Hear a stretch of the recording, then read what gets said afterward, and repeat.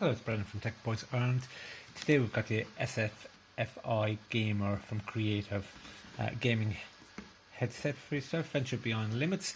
First of all, impression straight away, the box looks actually cool, bright, very nice colours, etc. there. Tells you about the gaming app itself, which you can download via the PlayStation, the App Store, and it's got all this great information on the back, which is kind of good because it gives you a lot of information. Headphone gives you the frequency response, impedance, and there within the box, gaming handset, command and mic, separate mic, USB-C, which is obviously good, and 3.5mm line in manual there at the moment. Important, it works with PC, Mac, PlayStation 4 and Nintendo Switch. Sorry. On that, and that's just the general idea of what it actually, the idea of the first observations you'll find is in the background you see the colours changing of it in the background, multicolour changing. You've got all the options, the different buttons on the itself. Build quality, yep, quite good. Synthetic leatherette, steel frame, and the RGB colours are actually very good. On the buttons themselves, you've got the light switch on and off. So I can change the colours here at the moment, and that's actually quite nice. But I do like the idea you can actually turn them off if it becomes annoying. One other little observation is a little red light there. So when you're actually on a call on a game, you turn it directly to your mouth. You're actually focusing the nice cancelling mic directly to it.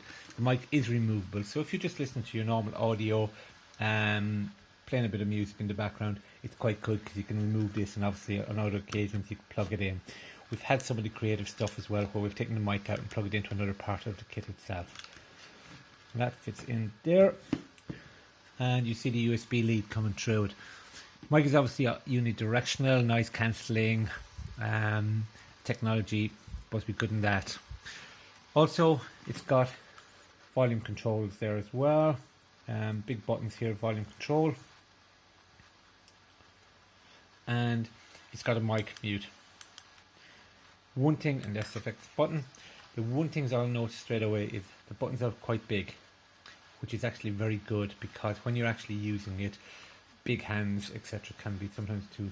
One of the things you'll find is the cups. Cups are actually very large themselves on using there at the moment. When you've been using it, your head gets immersed in the music itself, the gaming, because you can hear all the frequencies. And using some of the other creative brand products, when you do the 7D audio types thing, you can hear the way it all goes around from area to area there at the moment. So certainly from an audio perspective, it's good. Solid, you can remove here these as well, but we won't do that today. And that's just a general idea. One of the first things you get is a readme first, which is actually very good. I really like the idea of the first thing you do, instead of reading a big page, it says download the app, Google Play, and use all these information there. We'll just do that for a moment. And here's the app downloaded. Learn to exit the game. Yeah, we'll go there. What does the app actually do? It's got a different settings, and we can personalize it. Personalize is just setting up the settings, and you can configure to your face and ears. So you set your headphone style, how you're connecting it, connected on head mapping. So the head mapping the idea is you configure it for your own specific head, how it actually works, how it sets up. This is supposedly a great feature. On a personal level, I found no value whatsoever on that. And that's not to say it doesn't work, but for me personally, I did try it. I reinstalled the app. I didn't see any huge difference on it there at the moment. That could be just me, but that's only my own personal thing. And we'll go back.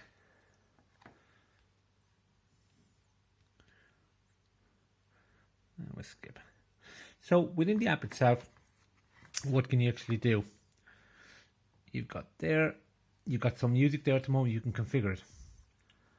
Now, what you might notice is on my Spotify music there at the moment, it's not pulling it up unless I had a load of music actually on this. And this is just this is gaming, but for the moment we're just talking about what it's plugged into there. It's got different genre, and we can actually have it there. And it's got device settings, and manage an account, browse music, manage account tutorial, and about. Equalizer allows you to adjust some of the music style as you want it. You can also do it in the gaming. So when you've adjusted, you save the settings, you plug it into your laptop, etc. The details are configured over. Okay. So I haven't done the mapping there. So that's the general gist of the app. Niggle for me, which is the real niggle. This is on an S8 at the moment, just testing. I've done this on an S10 and I've done it on a OnePlus 3. Listen to my Spotify on all three, no issues. If I decide with the microphone plugged in, I make a phone call directly to anybody receive a call. On the S10, call works absolutely perfect. Quality is excellent. It does not work. I get no audio on the S8 or the OnePlus 3. Don't know, is there a bug or some kind of query on that? It's possibly a bit of a 9. The reason it's a 9 is it does actually say, doesn't mention anything about connecting with a phone, but when you read the manual, it asks you to connect it directly to personalise it with this particular information. I'm not overly impressed with that particular part. So we'll take the phone out. Does come with your mic and cable as well. We won't use that for the moment. One other great feature on this is cable comes with USB-C, which very impressed. Now, USB to USB-C, that's always good to see. It does mean we get a bit of connecting, but you also give this little adapter. This adapter turns it there into my USB-A. So now I can plug it straight directly into my PlayStation 4, or I can plug it directly into my laptop. Obviously, nothing's plugged in at the moment, so I have no lights.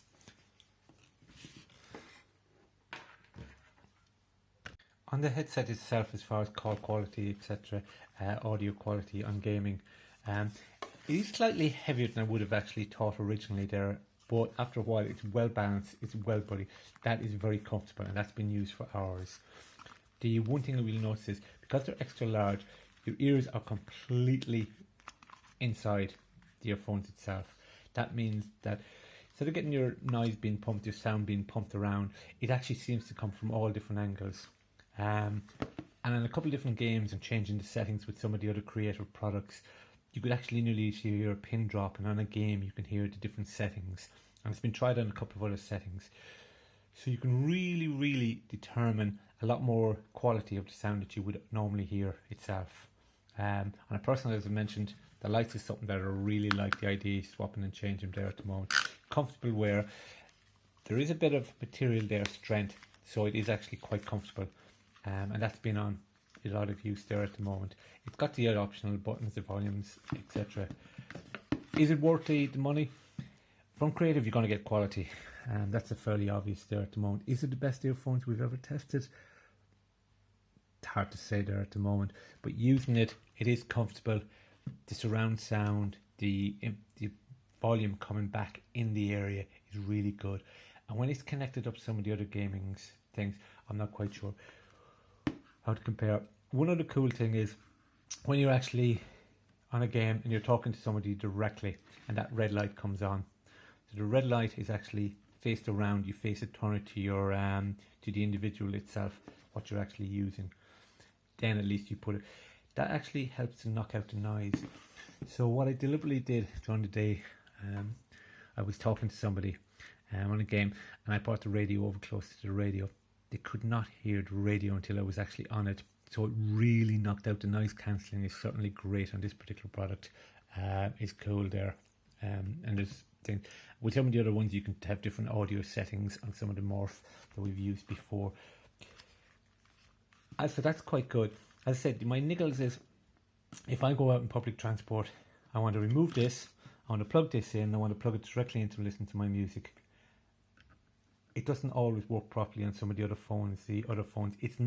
Does not mention the Android phones on the compatibility, but in reality is when it's expecting you to download an app, I would have expected it to just have normal audio quality there. What's good is when you do turn the light off and you're out in public transport, you can work. Also, when you're listening to it, you can actually hear the audio talking to it, so there is voice commands to tell you what's actually going on in the background itself. You do have a lot of different options on the buttons there, and they're quite big.